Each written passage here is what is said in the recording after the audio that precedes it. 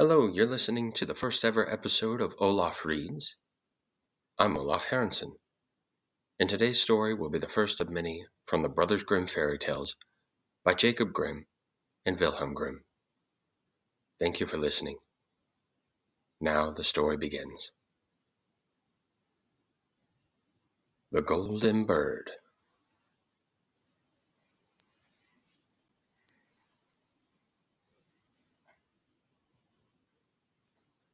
A certain king had a beautiful garden, and in the garden stood a tree which bore golden apples. These apples were always counted, and about the time when they began to grow ripe, it was found that every night one of them was gone. The king became very angry at this, and ordered the gardener to keep watch all night under the tree. The gardener set his eldest son to watch, but about 12 o'clock he fell asleep, and in the morning another of the apples was missing. The second son was ordered to watch, and at midnight he too fell asleep, and in the morning another apple was gone. Then the third son offered to keep watch, but the gardener at first would not let him, for fear some harm should come to him. However, at last he consented, and the young man laid himself under the tree to watch. As the clock struck 12, he heard a rustling noise in the air, and a bird came flying that was of pure gold. And as it was snapping at one of the apples with its beak, the gardener's son jumped up and shot an arrow at it. But the arrow did the bird no harm, only it dropped a golden feather from its tail and then flew away. The golden feather was brought to the king in the morning, and all the council was called together. Everyone agreed that it was worth more than all the wealth of the kingdom. But the king said, "One feather is of no use to me. I must have the whole bird." Then the gardener's eldest son set out and thought to find the golden bird very easily. And when he had gone but a little way, he came to a wood, and by the side of the wood he saw a fox sitting. So he took his bow and made ready to shoot at it. Then the fox said, "Do not shoot me, for I will give you good counsel. I know what your business is, and that you want to find the golden bird. You will reach a village in the evening, and when you get there, you will see two inns opposite to each other, one of which is very pleasant and beautiful to look at. Go not in there, but rest for the night in the other, though it may appear to you to be very poor and mean." But the son thought to himself, "What can such a beast as this know about the matter?" So he shot his arrow at the fox, but he missed it, and it set up its tail above its back and ran into the wood. Then he went his way, and in the evening came to the village where the two inns were, and in one of these were people singing and dancing and feasting, but the other looked very dirty and poor.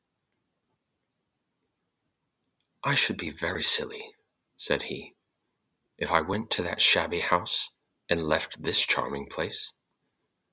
So he went into the smart house, and ate and drank at his ease, and forgot the bird and his country too. Time passed on, and as the eldest son did not come back, and no tidings were heard of him, the second son set out, and the same thing happened to him. He met a fox, who gave him the good advice. But when he came to the two inns, his eldest brother was standing at the window where the merrymaking was, and called to him to come in. And he could not withstand the temptation, but went in and forgot the golden bird and his country in the same manner. Time passed again, And the youngest son too wished to set out into the wide world to seek for the golden bird, but his father would not listen to it for a long while, for he was very fond of his son, and was afraid that some ill luck might happen to him also, and prevent his coming back. However, at last it was agreed he should go, for he would not rest at home. And as he came to the wood, he met the fox, and heard the same good counsel. But he was thankful to the fox, and did not attempt his life as his brothers had done. So the fox said, "Sit upon my tail, and you will travel faster." So he sat down, and the fox began to run, and away they went over stock and stone so quick that their hair whistled in the wind. When they came to the village, the son followed the fox's counsel, and without looking about him went to the shabby inn and rested there all night at his ease. In the morning the fox again came and met him as he was beginning his journey, and said, "Go straight forward till you come to a castle, before which lie a whole troop of soldiers fast asleep and snoring. Take no notice of them, but go into the castle and pass on till you come to a room where the golden bird sits in a wooden cage. Close by it stands a beautiful golden cage. But do not try to take the bird out of the shabby cage and put it into the handsome one, otherwise you will repent it." Then the fox stretched out his tail again, and the young man sat himself down, and away they went over stock and stone till their hair whistled in the wind. Before the castle gate all was as the fox had said. So the son went in and found the chamber where the golden bird hung in a wooden cage, and below stood the golden cage, and the 3 golden apples that had been lost were lying close by it. Then thought he to himself, "It would be a very droll thing to bring away such a fine bird in this shabby cage." So he opened the door and took hold of it and put it into the golden cage. But the bird set up such a loud scream that all the soldiers awoke, and they took him prisoner and carried him before the king. The next morning the court sat to judge him, and when all was heard, it sentenced him to die, unless he should bring the king the golden horse, which could run as swiftly as the wind. And if he did this, he was to have the golden bird given to him for his own. So he set out once more on his journey, sighing and in great despair, when on a sudden his friend the fox met him and said, "You see now what has happened on your account of not listening to my counsel. I will still, however, tell you how to find the golden horse, if you will do as I bid you. You must go straight on till you come to the castle where the horse stands in his stall. By his side will lie the groom fast asleep and snoring. Take away the horse quietly. Be sure to put the old leathern saddle upon him, and not the golden one that is close by it." Then the son sat down on the fox's tail, and away they went over stock and stone till their hair whistled in the wind. All went right, and the groom lay snoring with his hand upon the golden saddle. But when the son looked at the horse, he thought it a great pity to put the leathern saddle upon it. "I will give him the good one," said he. "I am sure he deserves it." As he took up the golden saddle, the groom awoke and cried out so loud that all the guards ran in and took him prisoner. And in the morning he was again brought before the court to be judged, and was sentenced to die. But it was agreed that, if he could bring thither the beautiful princess, he should live and have the bird and the horse given him for his own. Then he went his way very sorrowful. But the old fox came and said, "Why did you not listen to me? If you had, you would have carried away both the bird and the horse. Yet I will once more give you good counsel. Go straight on, and in the evening you will arrive at a castle. At 12 o'clock at night the princess goes to the bathing house. Go up to her and give her a kiss, and she will let you lead her away.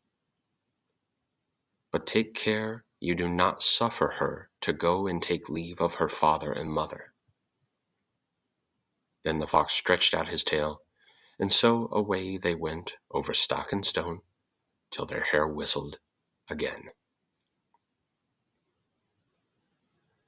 As they came to the castle, all was as the fox had said, and at 12 o'clock the young man met the princess going to the bath, and gave her the kiss, and she agreed to run away with him, but begged, with many tears, that he would let her take leave of her father. At first he refused, but she wept still more and more, and fell at his feet, till at last he consented. But the moment she came to her father's house, the guards awoke, and he was taken prisoner again. Then he was brought before the king, and the king said, "You shall never have my daughter unless in 8 days you dig away the hill that stops the view from my window." Now this hill was so big that the whole world could not take it away, and when he had worked for 7 days he had done very little. The fox came and said, "Lie down and go to sleep. I will work for you." And in the morning he awoke, and the hill was gone.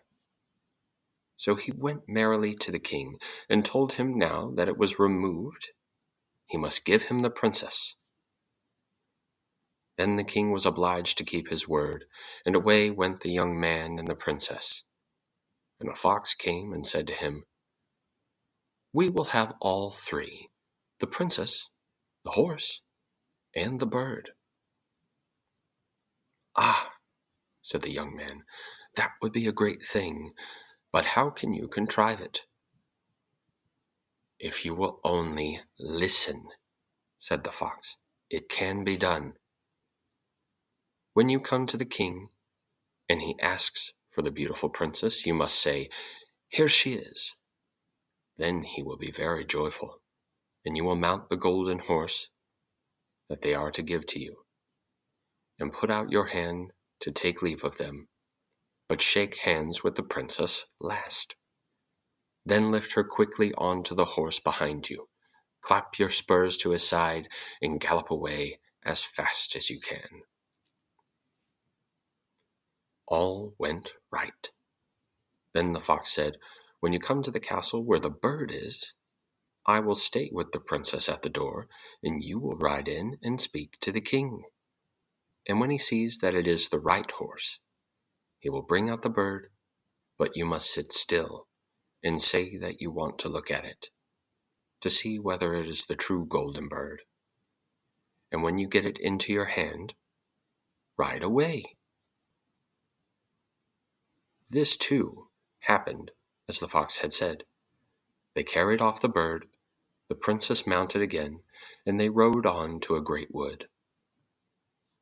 Then the fox came and said, "Pray, kill me, and cut off my head and my feet." But the young man refused to do it. So the fox said, "I will at any rate give you good counsel. Beware of 2 things. Ransom no one from the gallows, and sit down by the side of no river." Then away he went. "Well," thought the young man, "it is no hard matter to keep that advice." He rode on with the princess, till at last he came to the village where he had left his 2 brothers. And there he heard a great noise and uproar, and when he asked What was the matter? The people said, "Two men are going to be hanged." As he came nearer, he saw that two men were his brothers, who had turned robbers. So he said, "Cannot they in any way be saved?" But the people said, "No, unless he would bestow all his money upon the rascals and buy their liberty." Then he did not stay to think about the matter, but paid what was asked, and his brothers were given up, and went on with him towards their home. As they came to the wood where the fox first met them, it was so cool and pleasant that the two brothers said, "Let us sit down by the river and rest a while, to eat and drink." So he said, "Yes," and forgot the fox's counsel, and sat down on the side of the river. And while he suspected nothing, they came behind and threw him down the bank, and took the princess, the horse, and the bird, and went home to the king their master, and said, "All this we have won by our labor." Then there was great rejoicing made, but the horse would not eat, the bird would not sing, and the princess wept. The youngest son fell to the bottom of the river's bed. Luckily, it was nearly dry, but his bones were almost broken, and the bank was so steep that he could find no way to get out. Then the old fox came once more, and scolded him for not following his advice. Otherwise no evil would have befallen him. "Yet," said he, "I cannot leave you here, so lay hold of my tail and hold fast." Then he pulled him out of the river, and said to him, as he got up upon the bank, "Your brothers have set watch to kill you, and if they find you in the kingdom."